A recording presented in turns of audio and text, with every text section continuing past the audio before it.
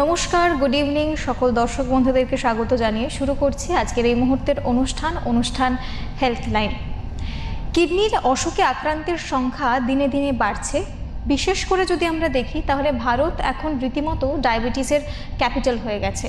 সেক্ষেত্রে নানান কারণের মধ্যে সবথেকে বড় কারণ বোধহয় ডায়াবেটিস, তবে এর বাইরেও একাধিক কারণ রয়েছে। বিশেষ করে আজকে যে সংক্রান্ত বিষয়ে আমরা আলোচনা করব সিকেডি, ক্রনিক কিডনি ডিসিজ, এবং কিডনির সংক্রান্ত যে কোনো সমস্যার সম্মুখীন হলে সবথেকে বড় মুশকিল হচ্ছে যে আমরা বোধহয় তার সম্পূর্ণটা জানার চেষ্টাই করি না, এবং জানার চেষ্টা করি না বলেই সমস্যার সম্মুখীন হই এবং তারপর তার চিকিৎসা করতে হয়। কিন্তু এমন বহু সমস্যা রয়েছে যে সমস্যাগুলো প্রতিরোধ করা সম্ভব।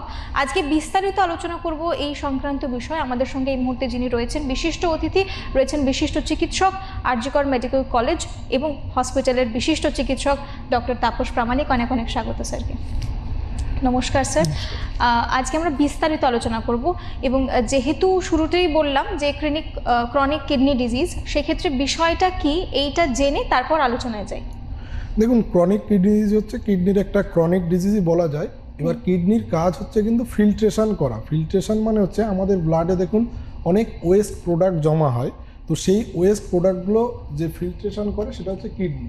এবার বয়সের সাথে সাথে বা অন্যান্য বিভিন্ন কারণে কিডনি যখন খারাপ হয় তখন এই ফিল্ট্রেশন ক্যাপাসিটিটা কমে যায়। এবার ফিল্ট্রেশন ক্যাপাসিটি যত কমতে থাকবে তত কিন্তু কিডনির যে পারফরমেন্স সেটাও কমতে থাকে। এইবার এই ওয়েস্ট প্রোডাক্টগুলো বডিতে জমতে থাকে, এবং বডিতে জমতে থাকলে বিভিন্ন সিমটম তখন ক্রিয়েট হয়, এবং সেই সময় সেটাকে বলা হয় ক্রনিক কিডনি ডিজিজ। এইবার এটাকে আইডেন্টিফাই করার জন্য অনেক টেস্ট আছে, তারপর কী কী সিমটম হয়, কী কী সাইন হয়, এবং এটা 5টা স্টেজে ভাগ করা হয়: 1, 2, 3A, 3B, 4 অ্যান্ড 5। এইবার হচ্ছে সিকেডির একটা সমস্যা হচ্ছে যে সিকেডি ইনিশিয়াল যে স্টেজ 1 বা 2তে দেখা যায় যে এটা সাইলেন্ট থাকে প্রায়, মানে অ্যাসিমটোমেটিক, মানুষে বুঝতে পারে না। আর একদম সিকেডি 5 সেটা হচ্ছে কিন্তু এন্ড স্টেজ রেনাল ডিজিজ, যে ডিজিজে হচ্ছে ডায়ালিসিস লাগে বা অল্টারনেটিভ অপশন হচ্ছে কিডনি ট্রান্সপ্লান্ট। আর তার মাঝের স্টেজগুলোতে এবার দেখুন কিডনি সিকেডি হচ্ছে এমন একটা ডিজিজ, এটা কিন্তু ইরিভার্সিবল।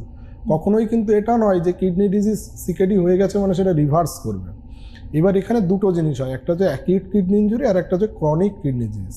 অ্যাকিউট কিডনি ইঞ্জুরিটা কি, কোনো কারণে ধরুন কারো ডায়রিয়া হয়েছে, ডায়রিয়া হওয়ার পরে তার একটা রেনাল কোনো কিছু একটা শাটডাউন হলো বা টেম্পোরারি, যেটা বলে সাডেন অনসেট, হঠাৎ করে কিডনির উপর একটা ইঞ্জুরি হলো বা প্রেশার পড়লো, সেটাকে অ্যাকিউট কিডনি ইঞ্জুরি বলে। এইটা কিন্তু মোরলেস রিভার্সিবল, মানে হচ্ছে যে সেই সময় যদি ট্রিটমেন্ট ঠিকঠাক করে করা হয় তাহলে এটা কিন্তু আবার ব্যাক টু নর্মাল, মানে নর্মাল কিডনিতে ফিরে আসে। আর সিকেডিতে ট্রিটমেন্ট করলে কিন্তু এমন নয় যে সেটা ব্যাক করে নর্মালে চলে আসবে। সিকেডি অলওয়েজ হচ্ছে প্রোগ্রেসিভ।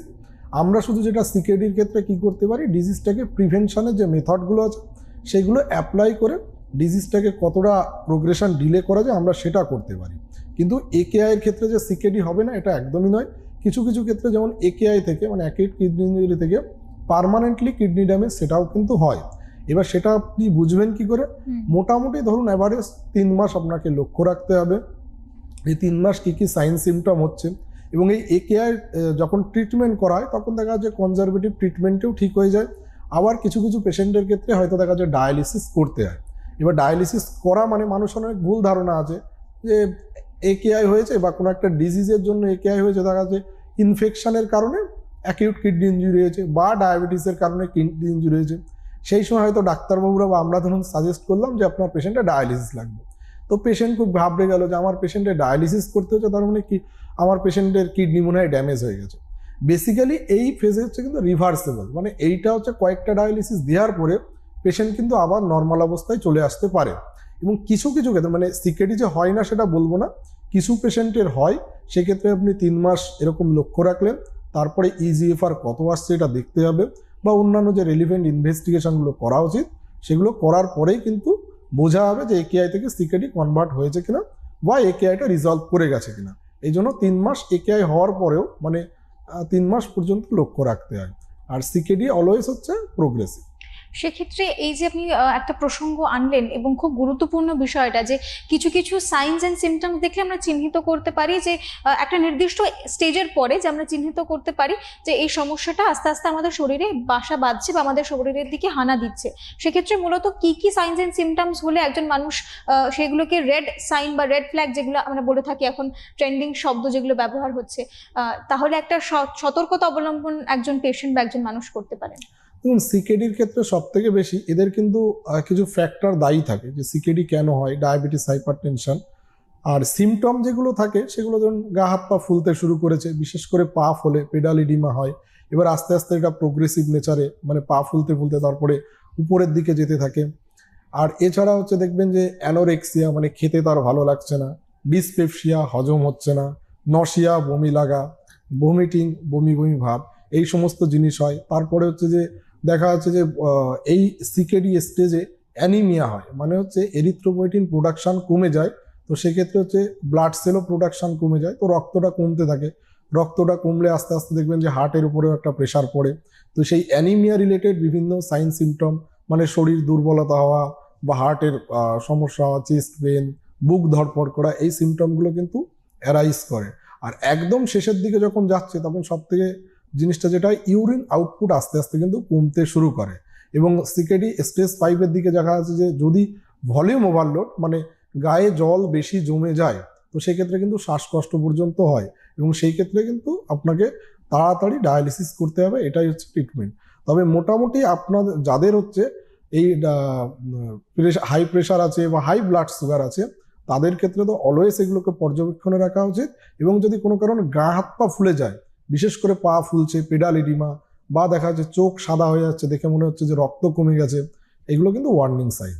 একদম, মানে এইগুলোকে যদি একজন মানুষ চিহ্নিত করতে পারেন তাহলে আর্লি ইন্টারভেনশন এবং আর্লি ডায়াগনোসিস, পরবর্তীতে আর্লি ট্রিটমেন্ট করলে অনেকটা প্রোগ্রেশনকে আমরা আটকাতে পারবো। এই সিকেডি যত তাড়াতাড়ি ধরা পড়বে, ধরুন 1 বা 2-তে অ্যাসিমটোমেটিক হলেও হয়তো কিছু কিছু সিমটম দেখা যায়।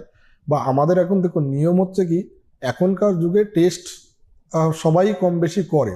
তো সেক্ষেত্রে রুটিন ব্লাড টেস্ট কেউ 6 মাস বা অন্তত 1 বছর বাদে যদি রুটিন ব্লাড টেস্ট করে, সেক্ষেত্রে কিছু না কিছু ফাইন্ডিং পাওয়া যেতে পারে, একটা জিনিস। আর একটা হচ্ছে যে কিছু কিছু টেস্ট আছে, সেই টেস্টগুলো যেমন হচ্ছে ধরুন রুটিন ব্লাড টেস্টের ভিতরে আপনি urea, creatinine, sodium, potassium, CBC, এগুলো জেনারেলি করেই। আর যাদের হাইপার টেনশন বা ব্লাড সুগার আছে, তাদের তো একটা নিয়মিত টেস্ট করার অ্যাডভাইস জেনারেলি যে ডক্টরকে দেখাচ্ছে সে করবেনই। তো সেক্ষেত্রে কিন্তু বোঝা যায়। আর এই 1-2-তে যখনই আপনার ধরা পড়লো, তখন কিন্তু আপনাকে বেশ কিছু মডিফিকেশন করতে হবে। একটা হচ্ছে ডাক্তারবাবুর প্রেসক্রিপশনকে ফলো করতে হবে। তাছাড়া তিনি যে অ্যাডভাইস দিচ্ছেন, বিশেষ করে নিউট্রিশনটাকে মেনটেন করতে হবে, ব্লাড সুগারের ট্রিটমেন্ট করতে হবে, ব্লাড এই প্রেশারের যে ট্রিটমেন্ট সেগুলো করতে হবে। এবার এখানে সব থেকে যে জিনিসটা রয়েছে সেটা হচ্ছে নেফ্রোটক্সিক ড্রাগ, মানে হচ্ছে আপনি কোন কোন ওষুধ খাবেন, কোন কোন ওষুধ খাবেন না। এবার তার আগে আমি একটা জিনিস বলি যে এই সিকেডি হওয়ার কারণগুলো কি কি। দেখুন, আমাদের দেশে বা পৃথিবীতে যাই হোক, এখন সিকেডি প্রিভ্যালেন্স বাড়ছে। তার কারণটা কি? কারণ হচ্ছে মেজর কজটা কিন্তু ডায়াবেটিস। খুব রেগুলারলি একটু মাথা ব্যথা হলো, পা ব্যথা হলো, পাশে কোনো কোয়াক ডাক্তার বা পাশে কোনো ফার্মেসি আছে, গিয়ে পেন কিলার খেয়ে নিচ্ছে, বিশেষ করে এনসিড, আইবুপ্রফেন, এই জাতীয় ওষুধ। এই ওষুধগুলো কিন্তু নেফ্রোটক্সিক। এবং এই যারা একটু মোটা পেশেন্ট আমি দেখেছি, যাদের একটু ওবেসিটি আছে, তারা খুব হয়তো দেখা যায় মাথা ব্যথা বা গায়ে হাত পায়ে ব্যথা, খুব র্যান্ডমলি এরা পেন কিলারগুলো খাচ্ছে। এইগুলো কিন্তু পরবর্তীকালে সাইড এফেক্ট করে দেয়। এবার তার মানে আপনি বলতে চাইছেন যে পেন কিলার খাবেন না, একদম সেটা নয়। এবার ব্যথা হলে তো খেতেই হবে। যেমন কিছু কিছু সেফেস্ট ড্রাগ আছে, প্যারাসিটামল বা ট্রামাডল, খেতে পারেন। এইগুলো সেই অর্থে নেফ্রোটক্সিটি দেখা যায় না। কিন্তু বাকি এনসেড বা আইবুপ্রফেন, এই টাইপের ড্রাগ যেগুলো খুব ফ্রিকোয়েন্টলি ইউজ হয়, তাদের কিন্তু নেফ্রোটক্সিটি অনেক বেশি। আর আমাদের দেশের একটা বড় প্রবলেম হচ্ছে যে আমরা কোথাও কোয়াকের কাছে বা ওভার দ্য কাউন্টার, মানে ফার্মেসিতে গেলেই পেন কিলার কিন্তু পেয়ে যায়। কিন্তু আপনি ওয়েস্টার্ন কান্ট্রি বা ডেভেলপিং কান্ট্রিতে গিয়ে, ডেভেলপ কান্ট্রিতে যাবেন, সেখানে কিন্তু আপনাকে পেন কিলার দিতে গেলেও প্রেসক্রিপশন লাগবে। উইথাউট প্রেসক্রিপশন পেন কিলার দেবে না। এই জন্য কিন্তু আমাদের দেশে পেন কিলার নেফ্রোপ্যাথি অনেকটাই বেশি কম্পারেটিভলি এই ডেভেলপ কান্ট্রির থেকে। এছাড়াও যে জিনিসগুলোর জন্য সিকেডি হয়, একটা ইনফেকশনের জন্য হতে পারে, পুরনো ইনফেকশন আছে, ফ্যামিলিয়াল, ধরুন পলিসিস্টিক কিডনি ডিজিজ বলে একটা রোগ হয়, সেটা থেকেও হতে পারে। মানে পলিসিস্টিক কিডনি ডিজিজটা হচ্ছে যে কিডনিতে অনেক সিস্ট, সেগুলোকে মানে পলিসিস্টিক বলা হয়, যেহেতু অনেকগুলো সিস্ট থাকে। এবার সেগুলো মা বাবার থাকলে ছেলে মেয়ের ভিতরে থাকার সম্ভাবনা থাকে। তো আমরা যখন এই পলিসিস্টিক কিডনি ডিজিজ কোনো মা বাবার পাই, তো তখন তার ছেলে মেয়ে যাদের আছে তাদেরকেও বলি যে আপনারা ছেলে মেয়ের ইউএসজি করুন, মানে আলট্রাসোনোগ্রাফি করে দেখুন যেটা আপনাদের ছেলে মেয়ের কিডনিতেও আছে কিনা। তো সেক্ষেত্রে কি হয় যে সেটা প্রিভেনশনটা ভালোভাবে নিতে পারে। এইবার মেজর কজ কিন্তু আমরা যেটা দেখবো সেটা হচ্ছে ডায়াবেটিস আর হাইপার টেনশন, এটাই যদি আমি ফোকাস করি, আর তার সাথে অবভিয়াসলি ওবেসিটি। কারণ হচ্ছে এই ডায়াবেটিস আর হাইপার টেনশন আপনি যদি ফোকাস করেন তবে দেখবেন যে কিডনি ডিজিজ হওয়ার মানে এই সিকেডি হওয়ার অনেকটাই আটকানো যাবে। আমাদের এখানে হাইপার টেনশনের জন্য আমরা রেগুলারলি যে মেডিকেশনগুলো ফলো করি, ধরুন অ্যামলোডিপিন দিচ্ছি, অ্যামলোডিপিনে একটা টেন্ডেন্সি আছে পা ফোলা, তো অনেকে একটু ভয় পেয়ে যায়, তো সেক্ষেত্রে তার অন্য ওষুধও দেওয়া যায়। এইবার সুগারের জন্য বেশ কিছু ওষুধ আছে, যেমন হচ্ছে সেগুলো একটা ইজিএফআর একটা টাইমের পর দেওয়া যায় না। প্রথমে যে ওষুধটা খাচ্ছেন ধরুন মেটফরমিন, তারপরে যখন ইজিএফআরটা আস্তে আস্তে একটা বেশি হয়ে গেল তখন কিন্তু ওটা দেওয়া যাবে না। এবার আপনি ডায়াবেটিসের ওষুধগুলো যেটা আমি দেখেছি খুব লোকালে, মানে প্র্যাকটিসের ক্ষেত্রে লোকালের দিকে পেরিফেরাল সাইডে, একটা হচ্ছে হয়তো ফিনান্সিয়াল কজে টেস্ট করতে চায় না, বা দেখা যাচ্ছে কোনো কোয়াক ডাক্তার বা ফার্মেসিতে গিয়ে তারা সেলফ মেডিকেশন নিচ্ছে, অথচ দেখা যাচ্ছে দিনের পর দিন কোনো কিডনি টেস্টই করে না। যে রুটিন যে টেস্ট ইউরিয়া ক্রিয়েটিনিন বা ইউরিন ফর অ্যালবুমিন ক্রিয়েটিন এগুলো করতে চায় না, এগুলো করে না। এবার না করলে কি দেখা যাচ্ছে যে ওরা ওই দেখা যাচ্ছে মেটফরমিন দিনের পর দিন খেয়ে যাচ্ছে, বা অন্যান্য যে সমস্ত ডায়াবেটিসের ড্রাগ আছে সেগুলো খাচ্ছে, কিন্তু ওর ভেতরেও দেখা যায় যে ইজিএফআর এর ভ্যালু দেখে তারপর আর দেওয়া যায় না। এক একটা ওষুধের এক একটা ইজিএফআর ভ্যালু আছে, সেই ভ্যালুর উপরে আর তাকে প্রেসক্রাইব করা যায় না। কিন্তু দেখা যাচ্ছে সেই পেশেন্ট প্রথম যে ওষুধটা খেয়েছে সেই ওষুধ 5 বছর চালিয়ে যাচ্ছে, অথচ সেই কোনোদিনই কিডনি ফাংশন চেক করেনি। আর ওবেস পেশেন্ট অবশ্যই তাদের একটা লিপিড প্রোফাইল ডিরেন্স, অনেক কিছু দেখা যায় লিপিড প্রোফাইল ডিরেন্স থাকে, সেগুলো অনেকে করে না। হাইপার টেনশন যাদের আছে তাদের দেখবেন যে তারা খাওয়ার সময় নুন খেয়ে যাচ্ছে, কারণ হাইপার টেনশন পেশেন্ট যাদের থাকে তাদের বেশ কিছু জিনিস অ্যাভয়েড করা উচিত, যেমন নুন সল্ট রেস্ট্রিকশন থাকা উচিত। কিন্তু আমরা দেখা যাচ্ছে কি খাচ্ছি, পাঁপড়, আচার, যেগুলোতে সব থেকে বেশি লবণ থাকে। এই সমস্ত জিনিস কিন্তু অবশ্যই আপনাকে অ্যাভয়েড করতে হবে, এবং সিকেডি ধরা পড়ে গেলেই এগুলো বেটার আপনি খাওয়া যাবে না, কারণ এই জিনিসগুলো লবণ বেশি থাকে। বা প্রসেস ফুড আমরা সবসময় প্রেসক্রাইব করি আপনি ফ্রেশ ফুড খান। প্রসেস ফুডের সমস্যা কি দেখুন, প্রসেস ফুডগুলোকে প্রিজার্ভ করতে গেলে তাদের লবণ বেশি দেওয়া থাকে। তো অবভিয়াসলি আপনি এই লবণ যত বেশি থাকে সেই খাবারগুলোকে অ্যাভয়েড করুন। বা দেখা যাচ্ছে আপনি প্রসেস ফুড যখন কিনছেন তখন তার গায়ে যে লেবেলিংগুলো আছে না, সেই লেবেলিংগুলো চেক করে দেখা উচিত কতটা সল্ট আছে, মানে কম সল্ট না বেশি সল্ট, বা সোডিয়াম কত আছে, এই ভ্যালুগুলো দেখে কিন্তু খাওয়াটা অবভিয়াসলি উচিত। কিন্তু আমাদের সেটা করা হয় না, যে যার ক্ষেত্রে প্রবলেম হয়। আর বাড়িতে র্যান্ডামলি আচার পাঁপড় এগুলো রেখে দিচ্ছি, খুব র্যান্ডামলি খাওয়ার সময় ভালো লাগছে খেয়ে নিচ্ছি, এগুলো কিন্তু আলটিমেটলি ব্লাড প্রেশার বাড়িয়ে দেয়। এবার হাইপারটেনসিভ নেফ্রোপ্যাথি বা সিকেডি হওয়ার সম্ভাবনা কিন্তু খুব বেশি থাকে। সুগারের এই নুনের জায়গায় আমরা যেটা করতে পারি, কিছু হার্বাল মশলা আছে যেগুলো খাওয়া যেতে পারে, যেগুলোতে লবণ সেই অর্থে থাকে না, সোডিয়াম অনেক কম থাকে, এটা একটা জিনিস হয়। ডায়াবেটিসের ক্ষেত্রে দেখুন, ডায়াবেটিসের ক্ষেত্রে অনেক পেশেন্ট আছে দেখা যাচ্ছে যে ডায়াবেটিসের যে ডায়েট চার্ট সেটাকে কখনোই মেনটেন করে না, কিন্তু অ্যাকচুয়ালি হচ্ছে কোনো ডায়েটিশিয়ানকে দেখিয়ে ডায়াবেটিসের যে চার্ট মোটামুটি তার নিয়ে নেওয়া উচিত, নিয়ে সেই অনুসারে ওষুধগুলো এই মানে রান্না করা উচিত এবং সেইভাবে খাওয়া উচিত। একদম 100% হয়তো আমাদের দেশে মেনটেন করা যায় না, কিন্তু কিছুটা তো করা যায়, বা 90% করা যায়, সেটা কিন্তু মানুষ অনেকে করে না। এদের সাথে আরও একটা গুরুত্বপূর্ণ জিনিস, সেটা কিন্তু এক্সারসাইজ। যে এক্সারসাইজ করলে আমাদের সার্কুলেটরি সিস্টেমগুলো যখনই ভালো কাজ করবে তখন কিন্তু কিডনি বা অন্যান্য যে সমস্ত অর্গান আছে সেই সমস্ত হেলথগুলো বেটার থাকে। এবার আমরা কি হয়, আমাদের দেশে এখন তো সবাই সারাক্ষণ মোবাইল নিয়ে বিজি, মোবাইল ল্যাপটপ, তো এক্সারসাইজ কেউ করতে চায় না। বা এখন আমাদের দেখুন যোগা একটা যেটা ইন্টারন্যাশনালি অ্যাকসেপ্টেড, সেক্ষেত্রে যোগাটাও কিন্তু খুব ভালো জিনিস, এগুলো করলে কিন্তু হেলথ কিন্তু অনেক ভালো থাকে। তো আমাদের টার্গেট হচ্ছে এই প্রিভেনশনগুলো, মানে prevention is better than cure. Kidney disease কখনোই 100% ঠিক হবে না, পুরো রিভার্স করবে না, মানে সিকেডি। তো সেই ক্ষেত্রে আপনার কিন্তু প্রিভেনশনগুলো অ্যাপ্লাই করতে হবে, এবং লাইফস্টাইল মডিফিকেশন না করলে যারা ওবেস পেশেন্ট তাদের অবভিয়াসলি তারা হয়তো দেখা যাচ্ছে যে কোনো ওই আয়ুর্বেদ ওষুধ বা অন্যান্য, আমি বলছি না আয়ুর্বেদ ওষুধ খারাপ, কিছু কিছু ওষুধ তারা হয়তো খেলো, খাওয়ার পরে তারা ভাবছে আমাদের ওবেসিটি কমবে। আমি বলবো তাদের ইনগ্রেডিয়েন্টস বা অন্যান্য কোনো কিছু দেখে তবেই খাওয়া উচিত। ওবেসিটি কমানোর জন্য ওষুধ না খেয়ে বেটার অপশন আপনি ডায়েট চার্ট কন্ট্রোল করুন, আপনি এক্সারসাইজ করুন, তাহলে আপনার ওবেসিটি কন্ট্রোল হবে। আলাদা করে কোনো আয়ুর্বেদ, হোমিওপ্যাথি, এলোপ্যাথি কোনো ওষুধ না খাওয়াটাই ভালো। মোটামুটি এইগুলো করলে আপনি প্রিভেনশন করতে পারবেন। আর একটা ডায়েট চার্টের ভিতরে যেটা ফলো করা উচিত সেটা হচ্ছে যে হাই পটাশিয়াম ডায়েট, সেটাকে অ্যাভয়েড করুন। যেটা লো পটাশিয়াম ডায়েট সেটা আপনারা খেতে পারেন। লো পটাশিয়াম ডায়েট খেলে জেনারেলি সিকেডি পেশেন্টদের পটাশিয়াম কিন্তু বেড়ে যায়। তো সেক্ষেত্রে আপনি কিছু কিছু ফুড আছে, যেমন এই শীতের সময় হচ্ছে সব থেকে বেশি পটাশিয়ামযুক্ত খাবার মানে হয়তো মানুষ জানেই না, ডায়েট চার্টটা ভালো করে ফলো করে না, যার কারণে তাদের দেখা যায় বিশেষ করে এই সিজনে ধনে পাতা বা কোরিয়েন্ডার লিভ, তারপর হচ্ছে পালং শাক, কচু শাক, তা এই টাইপের বেশ কিছু যে সবজিগুলো আছে সেগুলোতে কিন্তু পটাশিয়াম অনেক বেশি থাকে। তো এই সিজনে সেই সমস্ত সবজিগুলো অ্যাভয়েড করা ভালো। এবার অনেক আর একটা প্রশ্ন করে যে সব থেকে বেশি হসপিটালে এসে প্রশ্ন করে কি ফল খাবো। দেখুন, ফলের ক্ষেত্রে মানে পেশেন্ট ওয়ার্ডে হোক আর আউটডোরে হোক, চেম্বারে হোক আর যেখানে হোক, এখানে একই কথা জিজ্ঞাসা করবে, ফল কি খাবো। তো এখানেও কিছু নিয়ম আছে, সব ফল না খাওয়াটা ভালো।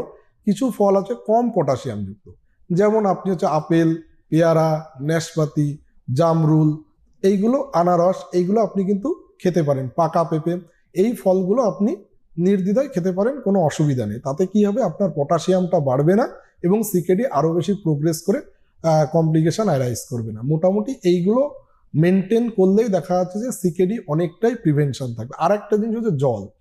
সবাই ভাবে যে সকালবেলা উঠলাম 5 লিটার জল খেলে মানে আমার কিডনি ঠিক হয়ে যায়, ব্যাপারটা তা নয় কিন্তু। এবার জল হচ্ছে যে আপনি 8 থেকে 10 গ্লাস অ্যাভারেজ 24 আওয়ার্সে খেলেই ঠিক থাকা যায়। এবার আপনি জল কম খেলেন বা বেশি খেলেন কোনোটাই কিন্তু ঠিক নয়। যেটুকু জল খাওয়া উচিত সেটুকুই। মেন কথা হলো আপনার তেষ্টা পেলে আপনি জল খাবেন, যে তেষ্টা পেলে অথচ আমি জল খেলাম না, তাহলে বডিতে কিন্তু হাইড্রেশনটা কন্ট্রোল হবে না। এইভাবে মোটামুটি মেনটেন করা যায়। আর একটা কিডনি রোগীদের ভিতরে যে সব থেকে বড় সমস্যা দেখা যায়, আমরা প্রথম দিকে কিছু কিছু পেশেন্টকে বলতাম যে আপনি জল কম খাবেন, তো পেশেন্টটা খুব অদ্ভুতভাবে অবাক হয়ে যেত যে ডাক্তারবাবু অনেক ভুলভাল বলছে, জল খেতে কেউ কম বলে নাকি। বেসিক ব্যাপারটা হচ্ছে অন্যান্য ওপিডিতে হয়তো পেশেন্ট যারা আসে তাদেরকে বলা হয় জল বেশি খাও, শুধুমাত্র কিডনির আউটডোরে আসলেই বলা হয় যে জল আপনি কম খাবেন। তার কারণ কি, দেখুন অলরেডি তো কিডনির ফিল্ট্রেশন ক্যাপাসিটি কমে গেছে, ইউরিন আউটপুট কমতে শুরু করেছে, তো কিডনি খারাপ হচ্ছে। এবার আপনি যদি জল বেশি খান তাহলে কিডনির উপরে প্রেশার পড়বে। ধরুন 1-2 স্টেজে আছে, আমরা আস্তে আস্তে ফ্লুইডটা রেস্ট্রিকশন করি, কারণ কিডনি যে খারাপ হয়ে গেছে তার উপরে লোড যত বেশি দেবেন তাহলে খারাপ তত বেশি হবে। তো আমাদের উদ্দেশ্য থাকবে যে কিডনি যেটুকু বা বেঁচে আছে, মানে যেটুকু ফাংশনাল ভালোভাবে, সেইটার উপর লোড না বাড়ানো। তো সেক্ষেত্রে আমরা যদি ফ্লুইড রেস্ট্রিকশন করি তাহলে কিডনি যেটুকু ভালো রয়েছে তার উপর চাপ কম থাকবে এবং সেই কিডনিটা অনেক দিন ধরে স্টে করতে পারবে। এই জন্য আমরা জলটা রেস্ট্রিকশন করি যে আপনি জল কম খাবেন। এবং যখন ডায়ালিসিস হয় তখন হচ্ছে জল একদমই বলা হয় যে বেশি না, 500 থেকে 700, বা আপনার যে ইউরিন আউটপুট হচ্ছে তার থেকে আপনি বাড়িয়ে 400 ml খেতে পারেন, তার বেশি নয়। এইবার অনেকের ধারণা কেন জল কম খাবো, তাহলে জল যদি আপনার খেয়ে ইউরিন হতো তাহলে তো ডায়ালিসিস করতে হতো না। আর একটা প্রশ্ন তাদের সব থেকে বেশি থাকে যে ডাক্তারবাবু আমার তো পেশেন্টের ইউরিন একদমই হচ্ছে না। এবার ইউরিনটা হচ্ছে না বলেই তো ডায়ালিসিস করা হচ্ছে। ইউরিনটা যদি হতো তাহলে কি ডায়ালিসিস করা হতো না। এই সব, হ্যাঁ ইউরিন হলেও অনেক সময় ডায়ালিসিস করা, সেগুলো আদার্স কেসে। কিন্তু সিকেডি পেশেন্টের ইউরিনটা জেনারেলি কমে যায়, খুব কম হয় বা হয় না, তার কারণ হচ্ছে কিডনি কাজ করছে না, সেই জন্য আমরা কিন্তু ডায়ালিসিস করি। এই যে ডায়ালিসিসের প্রসঙ্গটা বারবার আসছে এবং যেহেতু এই বিষয়টা নিয়ে সাধারণত বা সচরাচর আলোচনা বা চর্চা হয় না, সেই কারণেই নানান প্রশ্ন মনে বাসা বাঁধে এবং পেশেন্টরা বোধহয় এই সতর্কতার অভাবে বলুন বা অজ্ঞতার কারণে প্রশ্নগুলোই করেন না, বা প্রশ্নগুলো যখন আসে তখন তাদের সমস্যা হচ্ছে বলে প্রশ্নগুলো সাধারণত চলে আসে। সেক্ষেত্রে এই ডায়ালিসিসটা এখন মানে ডে কেয়ার বেসিসেই তো হয়, মানে সকালবেলা অ্যাডমিশন হবে এবং তারপরে তো হ্যাঁ, এখন দেখুন এখন হচ্ছে গভর্নমেন্ট থেকে মোটামুটি বিভিন্ন জায়গায় যে ডায়ালিসিস সেন্টারগুলো হয়েছে সেগুলো পিপিপি মোড। পিপিপি মোডের অর্থ হচ্ছে যে সেগুলো মানে মেনটেনেন্স ডায়ালিসিস করা হয়। মানে ধরুন আমাদের আরজি কর বা অন্যান্য যে মেডিকেল কলেজগুলোতে পিপিপি না হলে মানে ডে কেয়ার বেসিসও আছে, কিন্তু এখানে তো ভর্তি হয়ে ডায়ালিসিসের সংখ্যা বেশি হয়, মানে তারা ভর্তি থাকে, ডায়ালিসিস হয়, তারপরে যখন পেশেন্টটা স্টেবল হলো সে ডায়ালিসিস ডিপেন্ডেন্ট, সেক্ষেত্রে আমরা তখন কি করি, বিভিন্ন ডিস্ট্রিক্টে যে পিপিপি মডেল ডায়ালিসিস ইউনিটগুলো আছে সেখানে ডায়ালিসিস করতে বলি। সেখানে তারা ধরুন সকালে ভর্তি হয়ে ডায়ালিসিস করে বাড়ি চলে গেল। এবার আমরা সেক্ষেত্রে বলি যে আপনি সপ্তাহে মোটামুটি 3 দিন, এভরি অল্টারনেট ডে, সেটা ক্রিয়েটিনিন ভ্যালু বা পেশেন্টের কি কি সিমটম সেই রকম পজিশন বুঝে আমরা 2 দিন বা 3 দিন মোরলেস সপ্তাহে ধরুন 3 দিন every alternate day dialysis advice করি। এবং ডায়ালিসিস মোটামুটি 3 থেকে 4 ঘন্টা দিলে সেটা অ্যাডিকুয়েট ডায়ালিসিস। এবার সেটা হচ্ছে ডে কেয়ার বেসিসেই করা হয়, মানে আপনি ভর্তিও লাগে না। ডে কেয়ারগুলোতে এরকম ডায়ালিসিস করে একটা খাতা দেওয়া থাকে, সমস্ত প্যারামিটারগুলো লিখে ছেড়ে দেওয়া হয় পেশেন্টের সুবিধার্থে। কিন্তু আমাদের হসপিটালে জেনারেলি করতে হয় যেটা অ্যাডমিশন হয়ে ডায়ালিসিস হয়। সেক্ষেত্রে আরেকটা বিষয় যেটা কথা প্রসঙ্গে আপনি বললেন যে দুটো ধরনের মূলত চিকিৎসা পদ্ধতি রয়েছে সিকেডির ক্ষেত্রে, একটা ডায়ালিসিস যেটা নিয়ে আমরা বিস্তারিত আলোচনা করার চেষ্টা করলাম, আরেকটা হচ্ছে ট্রান্সপ্লান্টেশন। এই প্রসঙ্গে জিজ্ঞেস করবো স্যার যে এই ট্রান্সপ্লান্টেশনের জন্য কি বিশেষ করে কোনো রকম কনসিডারেশনস কাজ করে, যে কারা কারা এলিজিবল ক্যান্ডিডেট ফর ট্রান্সপ্লান্টেশন? দেখুন, সেগুলো তো অবভিয়াসলি ম্যাটার করে যে ট্রান্সপ্লান্ট কার কার করবে। এবার ফ্যাক্ট হচ্ছে আমাদের এখানে দেখুন, আমাদের দেশে বুঝতে হবে যে কাকে কাকে করা যাবে। ধরুন খুব বেশি বয়স্ক পেশেন্ট, তারা তো আর কিডনি ট্রান্সপ্লান্টের দিকে যেতে চায় না। আমরা মানে আমাদের একটা টার্গেট জোন থাকেই যে যারা ইয়াং পেশেন্ট আছে, যাদের বয়স খুবই কম, তাদের হঠাৎ করে সিকেডি ডায়াগনোসিস হয়ে গেছে, তাদের ক্ষেত্রে ট্রান্সপ্লান্ট করা খুব মানে তাছাড়া অপশন থাকে না। এবার তাদের প্রেসক্রাইব করতেই হয়। এবার ক্রাইটেরিয়া অনেক কিছুই থাকে। এবার সেই ক্রাইটেরিয়া বেসে কিডনি ট্রান্সপ্লান্ট করার আগে তো আপনাকে ইয়েগুলো প্যারামিটারগুলো চেক করে নিতে হবে যে এর কি কি খারাপ আছে, কি কি প্রবলেম আছে, ব্লাড টেস্ট, অন্যান্য যে সমস্ত ইনভেস্টিগেশন সেগুলো সবই করে নেওয়া উচিত। এবার করে নেওয়ার পরে মেনলি যেটা মনে রাখা হয় যে এজগুলো দেখা, দেখুন 60-70 ইয়ার্সের লোক যা সিকেডি হয়েছে সে তো আর ইনপ্র্যাকটিক্যাল আমরা যদি অ্যানালিসিস করি যে কিডনি ট্রান্সপ্লান্ট সে করতে যাবে না। যেন 30, 35, 45 এই পর্যন্ত লোকজন কিডনি ট্রান্সপ্লান্ট করে। তার নিচে দেখা যায় অনেকেই আছে, বেশ কিছু পেশেন্ট আমাদের হসপিটালে আছে খুবই ইয়াং, তারা 20-25 বছর বয়স, তারা লাস্ট 5 বছর আমি দেখছি ডায়ালিসিস করেই যাচ্ছে। তারা বলছে আমরা কিডনি ট্রান্সপ্লান্ট করবো না। আমরা বেশ কয়েকবার তাদের এসএসকে পাঠিয়েছি, এসএসকে কিডনি ট্রান্সপ্লান্ট হয়, ওরা বলছে না আমরা কিডনি ট্রান্সপ্লান্টে যাব না। আর 40 বছর বা 50 বছর পার হয়ে গেলে তারা আর কেউ কিডনি ট্রান্সপ্লান্ট করতে চায় না। এবার দেখুন, অ্যাডভাইস আমি করতেই পারি যে আপনি কিডনি ট্রান্সপ্লান্ট করুন। এবার কিডনি ট্রান্সপ্লান্টের জন্য ডোনারের একটা ব্যাপার আছে, কারণ আমাদের যত কিডনি লাগে সেই অনুসারে তো ডোনার নেই। এবার দেখুন, ডোনারের ক্ষেত্রে আমরা সবসময় দেখি যে মা বাবা কেউ একজন। এবার মা বাবার কেউ একজন যে মানুষটার ধরুন 50 বছর বয়স, তাদের হয়তো বাবা মা বেঁচেই নেই, তাদের আমি প্রেসক্রাইব করে তাকে কিডনি দেওয়াটা খুব টাফ। অনেক সময় ভাই বোন তাদের ভিতরে কেউ না কেউ দেয়। আর একটা হচ্ছে ক্যাডাভেরিক কিডনি। ক্যাডাভেরিক কিডনি হচ্ছে যারা মারা গেল, তারা যে ডোনেট করে গেল সেই কিডনিটাও দেওয়া হয়। কিন্তু যে হারে আমাদের দেশে ডায়াবেটিস বা যে হারে আমাদের দেশে সিকেডি, সেই হারে কিডনির যে ডোনার সেই অর্থে কিন্তু নেই। এবার সেক্ষেত্রে আমরা সবসময় একটা লক্ষ্য থাকে যাতে ইয়াং পেশেন্ট যারা রয়েছে সেই সমস্ত মানুষের জন্য, তাদের জন্য কিডনি ট্রান্সপ্লান্টের যেন হয় আর কি। এবার সেটা প্রেসক্রাইব করা অবভিয়াসলি উচিত, তার প্রসিডিওরগুলোও ফলো করা উচিত। কিন্তু ওই এজেড পপুলেশনে খুব বেশি এটা মানে আমাদের দেশে হয় না।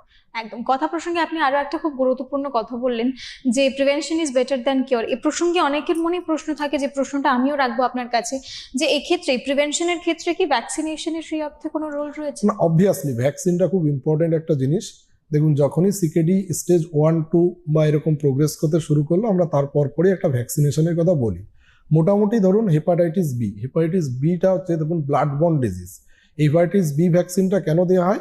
এটা দেওয়া হয় হচ্ছে যে এই সমস্ত সিকেডি পেশেন্টের ক্ষেত্রে বারবার হয়তো রক্ত নিতে হয়, পরীক্ষা করতে হয়, সেক্ষেত্রে হয়তো একটা ব্লাড বর্ন হেপাটাইটিস বি হতে পারে। এবার সেই হেপাটাইটিস বিটা কিন্তু দেখা যাচ্ছে যদি একবার বডিতে হয়ে গেল, সেটা কিন্তু লিভার ড্যামেজ করে দিতে পারে এবং পরবর্তীকালে অনেক কমপ্লিকেশন অ্যারাইজ করতে পারে। কিন্তু যদি আমরা ভ্যাকসিনটা দিই, এটা কিন্তু ভ্যাকসিন দিয়ে প্রিভেন্ট করা সম্ভব। এই জন্য আমরা হেপাটাইটিস বি ভ্যাকসিন দিই, বা আমরা অ্যাডাল্ট ইমিউনাইজেশনেও আমরা কিন্তু হেপাটাইটিস বি ইউজ করি। এবার হেপাটাইটিস বিটা হচ্ছে আমরা এই সিকেডি পেশেন্টের ক্ষেত্রে যেমন হচ্ছে 0, 1, 2, 6 মান্থে দিই 1 ml করে দুটো হাতে। এবার অ্যাডাল্টের ক্ষেত্রে কম দেওয়া হয়, মানে অ্যাডাল্টের ক্ষেত্রে 0, 1, 6 মান্থ 1 ml করে দেওয়া হয়। এইবার হচ্ছে যে আপনি বললেন যে হ্যাঁ, হেপাটাইটিস বিটা ধরুন আমি যে সময় মানে ছোটবেলায় আমাদের সময় হেপাটাইটিস বি চালু হয়নি, পরবর্তীকালে হেপাটাইটিস বি নিয়েছি আরজি করে পড়ার সময়। এইবার আপনার মনে হতে পারে যে আমি হেপাটাইটিস বি এর আগে কি নিয়েছি, এখন কি নিইনি, মানে কি করব। তখন সিকেডি যারা হচ্ছে তারা মনে করতে পারছে না তাদের হেপাটাইটিস বি নেওয়া হয়েছিল কি হয়নি। এখন দেখবেন বিভিন্ন লোকালেও ক্যাম্প ট্যাম্প করে হেপাটাইটিস বি অনেক জায়গায় দেওয়া হয়েছে। তো তারও কিন্তু পদ্ধতি আছে, যেমন হেপাটাইটিস বি আপনি ব্লাড টেস্ট করে তার টাইটারটা জেনে যদি টাইটার ভ্যালুটা আপনি চেক করেন, তবে আপনি বুঝে যাবেন যে আপনার হেপাটাইটিস বি দেওয়া আছে কি দেওয়া নেই। এবার যদি টাইটার ভ্যালু দেখা যায় পাওয়া গেল না, তো সেক্ষেত্রে আপনি হেপাটাইটিস বি দিয়ে দেবেন। এটা হচ্ছে 1 নম্বর ভ্যাকসিন। আর একটা হচ্ছে যে নিউমোনিয়া ভ্যাকসিন। নিউমোনিয়া ভ্যাকসিন এইটা হচ্ছে দিলে যেমন মানে এই সিকেডি পেশেন্টরা এমনি অনেকটা ইমিউনিটি এদের কমে যায়, তো সেই ক্ষেত্রে আমরা এই নিউমোনিয়া ভ্যাকসিনটা মানে তাদের নিউমোনিয়া ডেভেলপ করে তো করতে পারে। তো ঠান্ডার ক্ষেত্রে বিশেষ করে এই যে ঠান্ডার সিজনটা আসছে, এই সময় কিন্তু আরো বেশি এদের হয়, ঠান্ডা লেগে থাকে বারবার, সর্দি কাশি। তো নিউমোনিয়া ভ্যাকসিনটা কিন্তু খুব কাজে দেয়। নিউমোনিয়া ভ্যাকসিনে একটা 13 ভ্যালেন্ট আছে, একটা হচ্ছে 23, 5 বছর অন্তর অন্তর বুস্টার ডোজ, সেটা এদের ক্ষেত্রে খুব ফ্রুটফুল হয়। থার্ড যেটা ভ্যাকসিনটা সেটা হচ্ছে ইনফ্লুয়েঞ্জা ভ্যাকসিন। এগুলো কিন্তু অ্যাডাল্ট ভ্যাকসিন হিসাবেও দেওয়া যায়, মানে বয়স্ক যারা পেশেন্ট তাদের অ্যাডাল্ট ইমিউনাইজেশনে দেওয়া যায়। ইনফ্লুভ্যাক টেট্রা নামে পাওয়া যায়, এটা প্রতি বছর করে একটা দেওয়া যায়, কারণ ইনফ্লুয়েঞ্জা রিলেটেড যে সমস্ত ইস্যুগুলো হয়, মানে এই সর্দি কাশি, সেগুলো কিন্তু প্রিভেন্ট করা যায়। আর একটা দেওয়া যেতে পারে যে হারপিস জোস্টার ভ্যাকসিন, সেটাও মোটামুটি এই ক্ষেত্রে দিলে অনেক ভালো। আর কিছু কিছু ভ্যাকসিন আছে যেগুলো হচ্ছে স্পেসিফিক কিছু কিছু মানুষের ক্ষেত্রে, সবার ক্ষেত্রে নয়। মোটামুটি ওই 4টে ভ্যাকসিন সিকেডি পেশেন্টের ক্ষেত্রে খুবই ফ্রুটফুল, এবং মোটামুটি একটা রুটিনলি কিন্তু সব পেশেন্টকে দেওয়া যায়। এবং ভ্যাকসিনটা দেওয়াটা এতটাই ইম্পর্টেন্ট, কারণ এই সমস্ত পেশেন্ট বিশেষ করে স্টেজ 4 বা 5-এ আসলে এদের শ্বাসকষ্টের সমস্যা হয়, বা একটু জল জমলেই দেখা যাচ্ছে যে এরা ওই শ্বাস নিতে পারছে না, বা ঠান্ডা লেগে থাকছে, সর্দি হচ্ছে, কাশি হচ্ছে, রেসপিরেটরি ট্র্যাক্ট ইনফেকশন হচ্ছে। সেক্ষেত্রে যদি ভ্যাকসিনগুলো দেওয়া থাকে, এটা কিন্তু অনেকটাই প্রিভেন্ট করে, এবং ভ্যাকসিনটা কিন্তু সিকেডির ক্ষেত্রে খুবই ইম্পর্টেন্ট, এবং রুটিনলি এটা দেওয়া উচিত। অর্থাৎ আমরা ভীষণ সহজ ভাষায় বলতে পারি যে ভ্যাকসিন নিলে যে হবে না এমনটা নয়, কিন্তু প্রিভেনশনে অনেকটা মানে প্রতিরোধ করতে সমস্যাটাকে অনেকটাই সাহায্য করবে। সুতরাং সুস্থ স্বাভাবিক জীবন যাপনের যদি আমরা বলি যে গেটওয়ে বা পাথওয়ে, তাহলে কিন্তু ভ্যাকসিনটা ভীষণ গুরুত্বপূর্ণ। এবং পাশাপাশি যেমনটা স্যার বললেন যে লাইফস্টাইল মডিফিকেশন, সেটারও কিন্তু একটা ভীষণ বড় ভূমিকা রয়েছে। বিশেষ করে এমন কোনো রোগ বোধহয় বর্তমান সময়ে আমাদের নেই স্যার যে রোগের সঙ্গে আমরা লাইফস্টাইলকে জড়িয়ে ফেলি না, কারণ আমাদের লাইফস্টাইলটাই এখন বর্তমানে এমন হয়ে গেছে। সেক্ষেত্রে লাইফস্টাইল মডিফিকেশন এবং যে যে জিনিসগুলো আমাদের কন্ট্রোলের মধ্যে, মানে আমরা তো বলি লাইফ ইজ আ চয়েস, সেক্ষেত্রে কোনটা আমরা নিজেদের জন্য চুজ করছি সেই চয়েসটা কিন্তু খুব গুরুত্বপূর্ণ। তার বেশ কিছু টিপস আমরা আজকে স্যারের কাছ থেকে পেয়ে গেলাম। সেক্ষেত্রে আমরা প্রায় শেষ প্রান্তে দাঁড়িয়ে রয়েছি। স্যারকে জানাবো স্যার অসংখ্য ধন্যবাদ। দর্শক বন্ধুদেরকেও বলবো যে অবশ্যই নিজেদের সুস্থ থাকা, ভালো থাকাটা কিন্তু আপনার হাতে। সুতরাং আপনারা কিভাবে ভালো থাকবেন, সুস্থ থাকবেন, সেটা আপনাদেরকেই বেছে নিতে হবে। তাই জন্যই কিন্তু কোথাও একটা গিয়ে এই অনুষ্ঠানটা যেরকম আপনাদের জন্য গুরুত্বপূর্ণ, ভালো থাকার একটা অন্যতম প্রয়াস বলতে পারি, পাশাপাশি চয়েসগুলোকে ঠিক চয়েসগুলোকে কিন্তু করাটাও আপনাদের হাতে যেহেতু, সেই জন্য সেটাও একেবারে সঠিকভাবে বিবেচনা করেই করবেন, বিশেষজ্ঞের পরামর্শ নিয়ে করবেন। আপনাদেরকেও অসংখ্য ধন্যবাদ। নমস্কার।